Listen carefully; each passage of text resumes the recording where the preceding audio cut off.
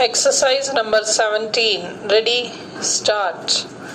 On behalf of the government and the people of India, I extend a most cordial welcome to all of you.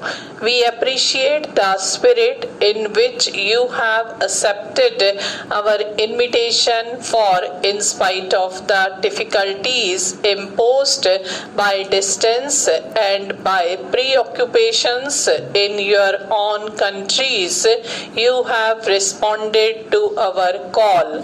I also wish to place on record my thanks to UNESCO for having acceded to our request to hold its first Asian seminar in our country and extending to us assistance and cooperation in all possible ways. You have met here today to discuss what is perhaps the most important and vital problem for all Asia: the welfare, progress, and prosperity of any state depends upon the quality of its citizens, and this in turn depends upon the education which molds their character and shapes their thoughts. A sound system of education is important for all countries. It is still more important for the countries of Asia. Here we are witnessing a new awakening after centuries of slumber and inactivity. The past glorious traditions of the Asian countries demand that this new awakening must bring to the world a new message, even as our ancient civilizations sent forth to the farthest corners of the globe, for Asia gave to the world its religions, philosophies, cultures, and civilizations. The challenge of our ancient traditions and the spiritual poverty for our immediate past both require from the peoples of Asia an exceedingly great effort for the reconstruction of their lives in all spheres. This involves a basic reconstruction of our modes of education, for without such education we cannot fulfill our hopes. Ours is essentially a democratic age, and the spirit of equality, fraternity, and liberty is sweeping over all the people of the world. The Asian countries must reconstruct their polity and their society in conformity with this spirit. It is universally recognized today that education of the future citizens is one of the prime duties of the state. On such education depends our prosperity and welfare. Of even greater urgency is the problem of educating the adult population.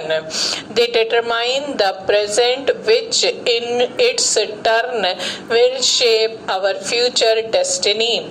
Education of the future generations can only be planned if the present generation recognizes the importance of such education. Material prosperity or spiritual welfare cannot be achieved unless the citizen of today accept the challenge. When we contrast the demands which democracy makes upon citizens of a state with the actual condition of education in the different countries of Asia, the picture is one of the grave and anxious concern. It is true that in some exceptional cases, the problem has been largely mastered. We have Japan, which according to figures available for 1996 has a literacy figure of 99% and illiteracy of only 1%. Lebanon in the Middle East is also reputed to have a high literacy figure. In 1995-96, literacy in Turkey was 60% in the towns and 40% in the villages. The Philippines, with its figure of 52.6%, is also comparatively well placed. The same remarks would apply to Ceylon, Thailand, Burma and China. We cannot, however, gauge the magnitude of the problem of percentages alone. China has a literacy figure of over 50%. If we take the total population of China to be 950 millions, this would give an adult population of about 425 millions. It is unlikely that the percentage of literacy will be the same for adults as for children and adolescents. Even if this questionable assumption is granted, the number of adult illiterates in China would be some 225 millions. If we take the figures for India, we find that in pre-partition India, the total number of literates according to the 1941 census was 37 millions. Assuming that the number of adult literates is about 40% of the total number of literates, this gives a figure of a little over 15 millions.